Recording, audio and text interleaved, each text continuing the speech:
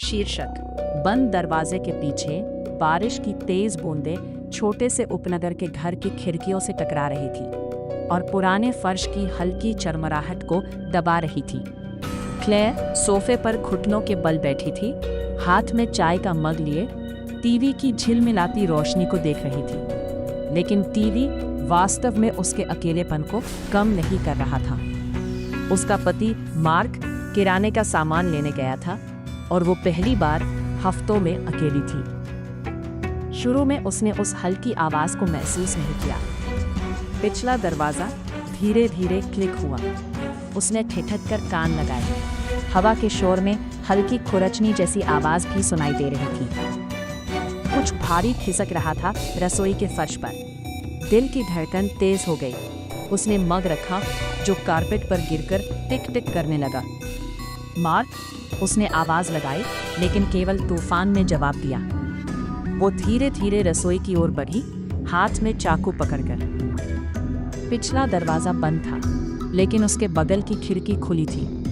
बारिश का पानी टाइल्स पर टपक रहा था। कीचड़ भरे पैरों के निशान खिड़की से फ्रिज तक जा रहे थे, सफेद टाइल्स पर जैसे चेतावनी छोड़ रहे हो। फ्रिज के शीशे में एक परछाई हिली। उसने अचानक घूमा, चाकू हाथ में। कौन है?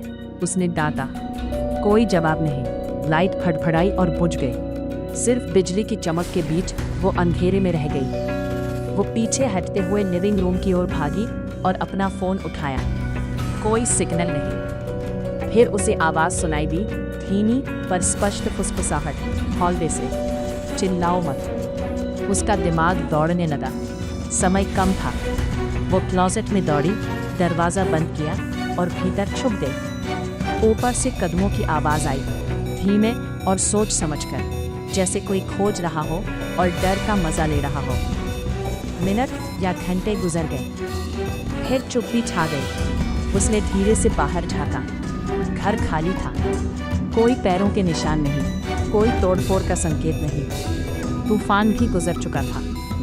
मार्क घर लौट आया, भीगा हुआ और उलझन में। क्लेयर, तुम ठीक हो? उसने सर हिला दिया, आंसू भीगे चेहरे पर। कोई यहाँ था, मुझे पता है। मार्क नहीं देख पाया छोटे कीचड़ भरे हाथ के निशान को क्लोजेट के दरवाजे पर, जिसे क्लेयर ने देखा ही नहीं था।